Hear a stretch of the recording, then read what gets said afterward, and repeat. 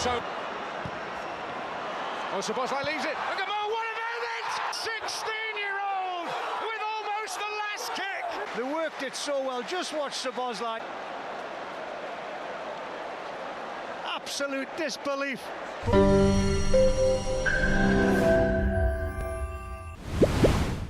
That was intense, probably what you expected. There was aggression, there was everything, there were injuries, there were sending offs, and there was a last-minute winner in added time from a 16-year-old.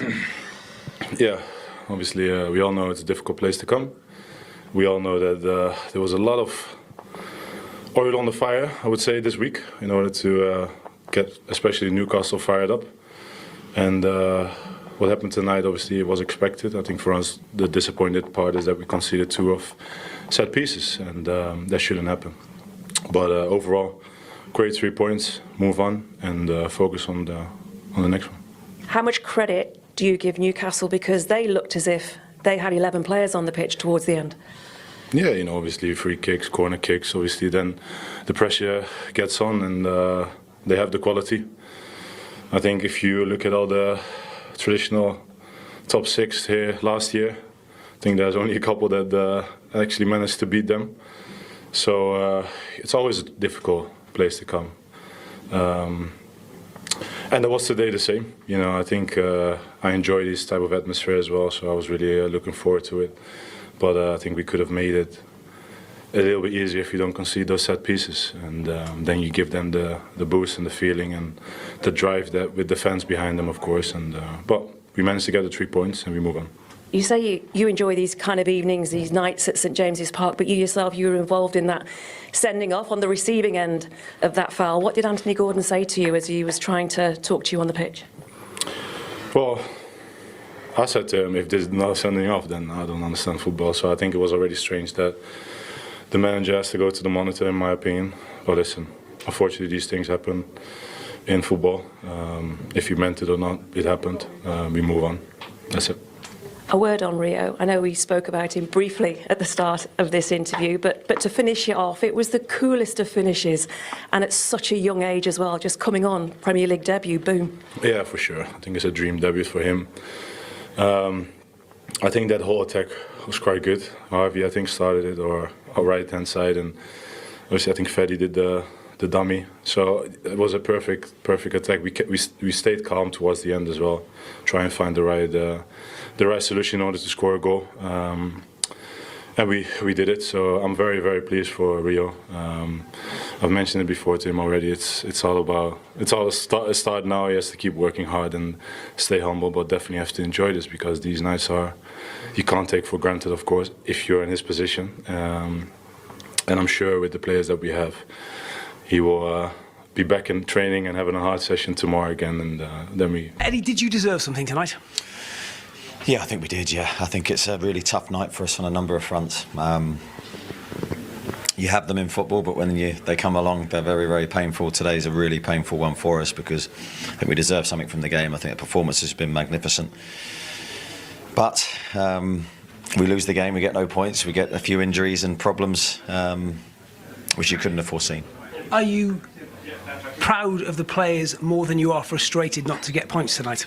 Oh yeah, very much so. I mean, of course you're frustrated whenever you deserve to get points and don't, because you know the league is relentless. The challenges are great, so when you perform well, as we have done in the 2 games so far, we've ended up with 1 point. That's a real tough one for the lads to take. But the spirit, the quality, the energy, everything was there. What's the injury situation? So Joe Linton's looked probably the worst. Yeah, difficult for me to give a thorough assessment at the moment, but yeah, Joe Linton's doesn't look good. Sandro Tonali's doesn't look good. Obviously Anthony Gordon will now be suspended, and Fabian, I think, looks concussed. The red card, are you... Well, first of all, was it a red card for you? My initial thought was, when I saw it on a flash, I thought no, because I thought he tried to pull out. Everyone tells me it is, so I don't know, I'd have to digest it a bit further. Is that one where you have a bit of sympathy with Anthony Gordon, because he just wants it so much against Liverpool, particularly given his history? Yeah, I don't think of course he wants it a lot, but he's gone in for a tackle on an awkward angle, I think. But I think that the most important thing is that, in my opinion, just saying it in a flash really quickly, I thought he tried to stop. I thought he tried to pull out. I don't think there was any malice or intent to hurt Virgil van Dijk in that split second. I think for me there's needs to be a bit of sympathy for Ant, because there's no intent, and I think the intent is the key thing. He'll be suspended now. I suppose the obvious question is, what happens now with Alexander Isak? Reports that, well, we saw the chairman was here tonight, that he'd spoken to Alex today. Is there a chance this can be resolved now quickly? Yeah, I've got no idea on that situation. I've been here preparing. So, yeah, certainly far from ideal for us. We lose a forward option, but great to see Will Asula come on and score today.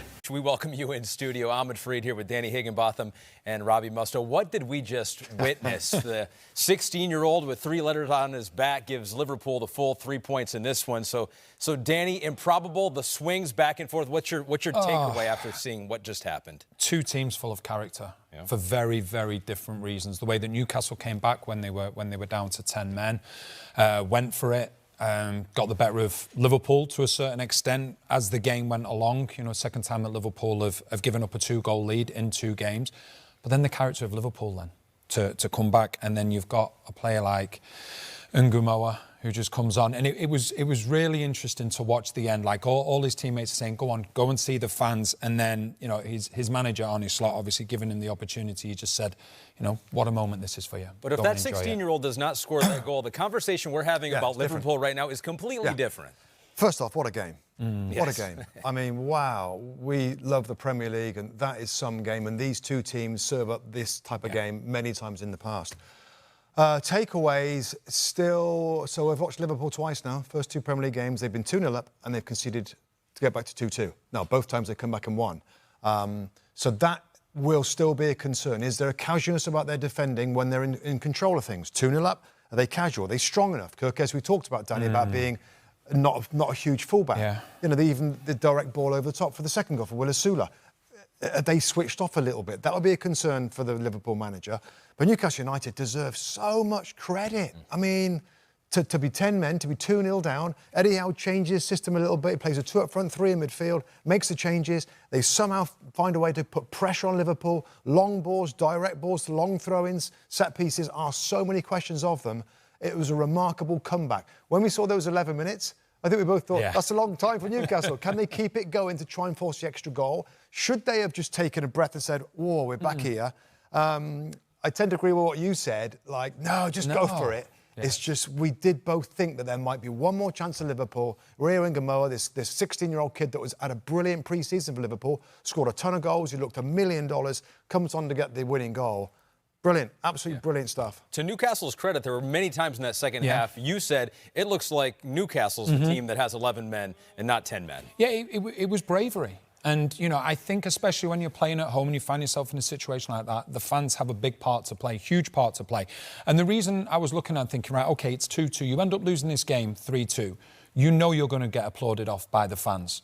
So you may as well go for it. And try and get that 3rd goal. And if you end up losing, it's still been an incredible performance. But they did get some injuries as well. Yeah, they did. Liverpool's control will be a problem. Now, maybe Ekitike and Florian Wirtz that are new to this league, I mean, that's been 2 very difficult games.